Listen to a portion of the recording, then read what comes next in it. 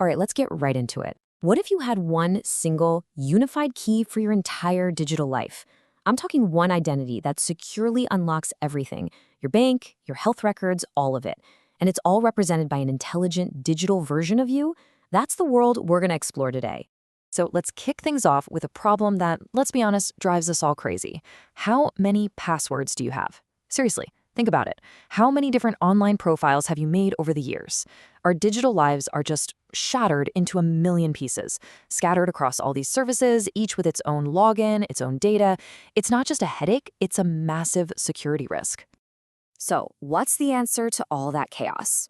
Well, it's a single, elegant solution. Imagine one provably secure identity that you and only you control. An identity that acts like a master key for every single digital thing you do. That right there is the core promise of the whole system we're breaking down.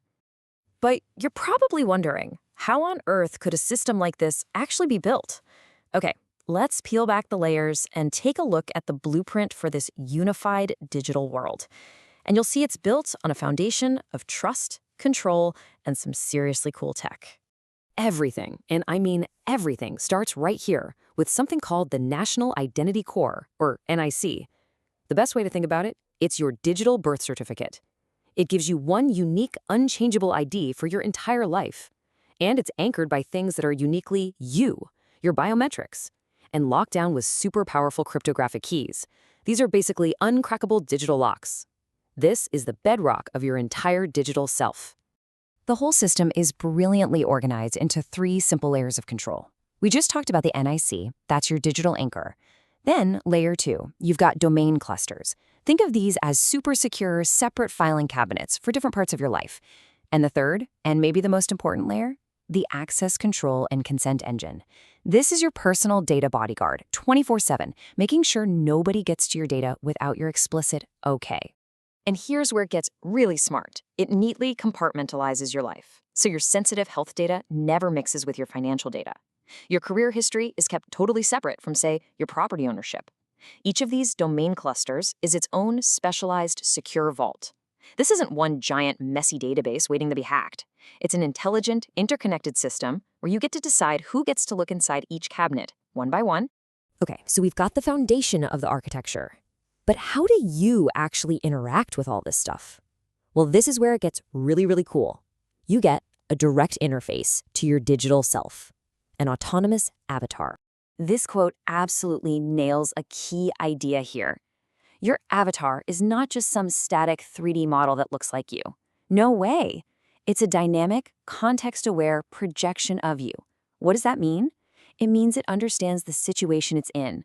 For instance, when it's talking to your doctor's system, it knows to share your relevant medical history. But when you're applying for a loan, it knows to keep that very same information completely private. It only reveals what is absolutely necessary and only when it's necessary. And the system can handle different levels of autonomy. You could have a passive avatar that just mirrors you, only responding when asked. But you can also have an autonomous agent. Now that is a true digital delegate. It can actually do things for you, approve requests, interact with services, all on your behalf, but always, always within the strict rules that you've set for it. So how does this avatar become so, well, you? It's built from 3 more layers. First is the identity layer, which creates your visual and auditory likeness. Then there's the behavioral layer, which learns from your past decisions to basically simulate how you think. And finally, the contextual layer uses real-time data, like your location or activity, to adapt its responses on the fly. You put all that together, you get a true digital twin.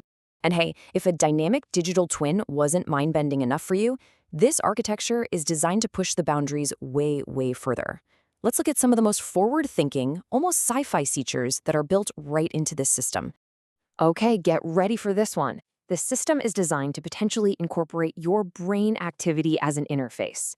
Yeah, you heard me right, using signals from brain-computer interfaces to interact directly with your digital world.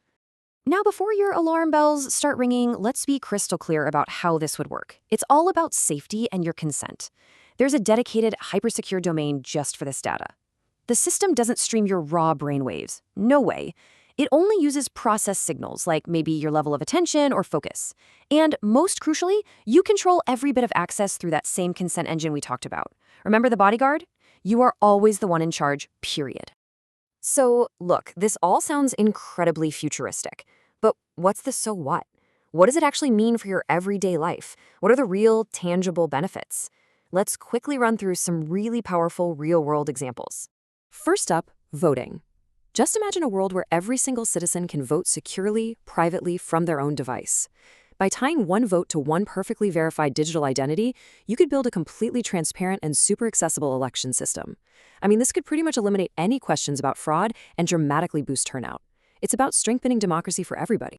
Or how about this? You're in an emergency. You're hurt. You can't speak. You just trigger an SOS. Instantly, your avatar communicates your exact location, your critical medical history, your allergies, your emergency contacts, all of it to first responders. This isn't just a convenience feature, it's an absolute lifesaver. Think about your career. This system could completely wipe out resume fraud forever.